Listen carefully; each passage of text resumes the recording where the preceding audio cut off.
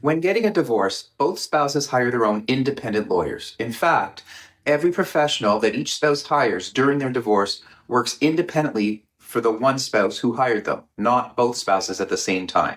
So you might wonder, should each spouse hire their own realtor the same way that each spouse hires their own lawyer or other professionals? Or should you both trust just one selling agent to sell your matrimonial home? The most common reason that spouses in an acrimonious or high conflict divorce want their own realtors looking out for their own personal interests in the sale of the home is a lack of trust. When a spouse doesn't trust the other spouse, they fear that their realtor will choose sides with the other spouse. Now, here's the truth. A realtor cannot pick sides.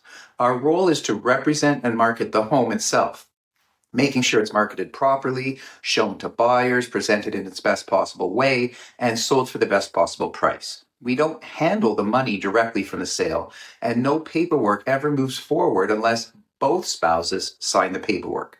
In fact, only one brokerage can technically list your home on the MLS, manage and schedule showings, and hold the buyer deposit. Splitting the listing between two realtors may feel like extra protection, but most times it only creates added stress. I've sold hundreds of properties for clients going through a divorce, and while successfully ensuring, as the only realtor representing both sellers, that everything was done fairly and everyone was treated equally. Now, on rare occasions, I've also been asked to co-list with another realtor for some couples who just can't agree on one realtor. It's called co-listing, and in every one of those sales where I co-listed with another realtor, only one agent ended up doing all of the actual work regarding the listing and the sale of the property.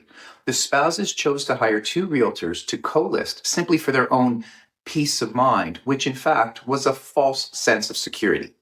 The reality is that hiring two realtors to co-list, while one does all the work and puts it through their brokerage, gives you a false sense of security. It just gives you peace of mind for communication purposes.